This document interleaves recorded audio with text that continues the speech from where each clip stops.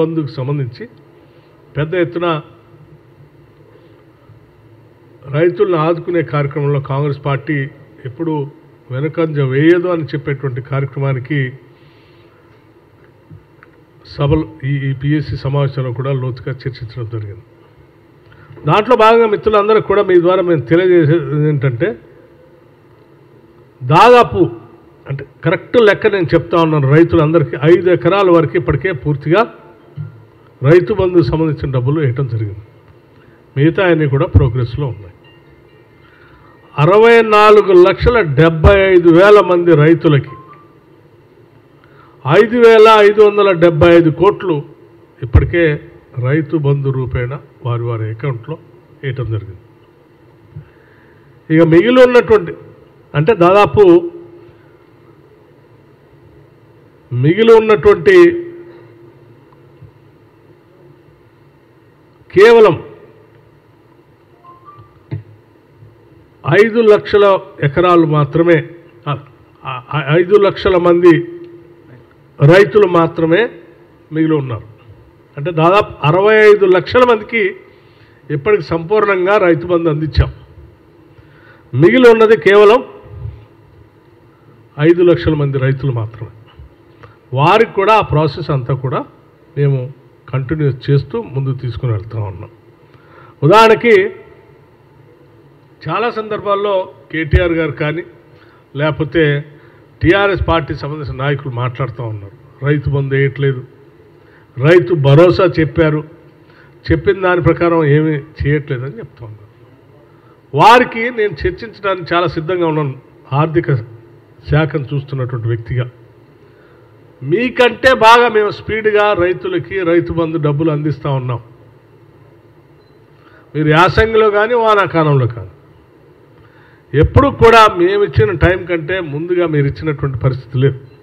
ఈ రాష్ట్రాన్ని అతలాకుతలం చేసి 7 లక్షల కోట్లు అప్పు చేసి ఆగవాగం చేసిపోతే కూడా మీరిచ్చిన టైం కంటే ముందే మేము రైతులకి రైతు బంధు ఇస్తూ ఉన్నాం. ఒకవేళ ఎవరికైనా చర్చించాలని ఆలోచన ఉంటే టీఆర్ఎస్ పార్టీ నుంచి రైతు బంధు పైన మీరిచ్చినటువంటి సమయం మేము ఇచ్చిన సమయం లోపల చర్చించడానికి నేను సిద్ధంగా ఉన్నాను. అట్లాగే ఆర్థిక శాఖ నుంచి ఇప్పటివరకు మేము సాధించినటువంటి విషయాలపైన కూడా, అంటే అనేక రకాలైనటువంటి ఇబ్బందులు ఉంటే కూడా ఇప్పటివరకు మేము చేసినటువంటి కార్యక్రమాలను చూస్తూ ఉంటే ప్రజలందరూ కూడా హర్షిస్తున్నటువంటి విషయాన్ని కూడా మేము చెప్తా ఉన్నాం. మొదటి నెల 1వ తారీఖు నాడే జీతాలు ఇచ్చినటువంటి దాఖలు కాంగ్రెస్ పార్టీ ప్రభుత్వం అధికారంలోకి వచ్చిన తర్వాత మొట్టమొదటిసారి జరుగుతూ ఉంది. మీ హయాంలో ఏనాడు కూడా 2019 నుంచి ఏనాడు కూడా మీరు మొదటి నెల జీతాలు ఇచ్చినటువంటి పరిస్థితులు మేము మొట్టమొదటిసారి ఈరోజు ఫస్ట్ నెల జీతాలు ఇచ్చి అటు ఉద్యోగస్తులకి పెన్షనర్స్ కూడా మేము పెద్ద ఎత్తున లబ్ధి చేకూర్చామని చెప్పడానికి కూడా సంతోషిస్తూ ఉన్నాం. అట్లాగే మిగతా అంశాల జోలికి వస్తుంది.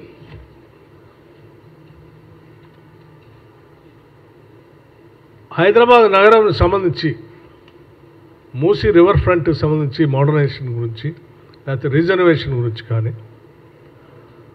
లేకపోతే RRRకి సంబంధించి పెద్ద ఎత్తున దానికి ప్రత్యేకంగా కేంద్ర ప్రభుత్వానికి సంబంధించిన మంత్రులతో కూడా కలిసి నిధులు తీసుకొని వచ్చి ల్యాండ్ అక్విజిషన్ మొదలుపెట్టే కార్యక్రమాన్ని నిధులు రిలీజ్ చేయటం కానీ, అట్లాగే మిగతా అభివృద్ధి కార్యక్రమాలకు సంబంధించి మేము చేసినటువంటి కార్యక్రమాలు కానీ కేవలం 100 రోజుల్లో మేము ఈ ప్రభుత్వం తరఫున చర్చించడానికి సిద్ధంగా ఉన్నాం. ఒట్టి గాలి మాటలు మాట్లాడుతూ కేటీఆర్ గారిని లేకపోతే ఇంకా టీఆర్ఎస్ పార్టీకి సంబంధించిన ఇతర నాయకులు కానీ ఏం చేయట్లేదు మీకంటే అన్నీ ఎక్కువ చేసాం, మీలాగా గాలికి వదిలేసిపోలేదు. ఏం చేయట్లేదంటే మీలాగా 7 లక్షల కోట్ల అప్పు ఒకటే మేము చేయం. మేమంతా ప్రజలకు చేస్తూనే ఉన్నాం. కరువు వచ్చింది, నీళ్ళు లేవని చెప్తా ఉన్నారు. కరువు ఎప్పుడు వస్తుందండి? నీళ్ళు చూసుకోవాల్సిన జూన్ మాసంలో వర్షాలు వచ్చిన తర్వాత ఆ వచ్చినటువంటి నీళ్ళని జాగ్రత్తగా ప్లాన్ చేసుకొని ముందుకు పోవాలి. ఆ ప్రభుత్వం వచ్చిందే డిసెంబర్లో, ఇది మార్చి, ఋతుపవనాలు వచ్చేది జూన్లో. మీ కరువు వచ్చింది ఎప్పుడు? గతంలో జూన్ సమయంలో వర్షాలు పడకపోవటం వల్ల మీరు పాలించినప్పుడు మీరు చేసినటువంటి తప్పిదాలన్నింటినీ కూడా ప్రకృతి కూడా బుద్ధి చెప్పే విధంగా ఎండబెట్టింది రాష్ట్రం. దానివల్ల నష్టం జరిగింది. అయినా మీకు బుద్ధి రాలే.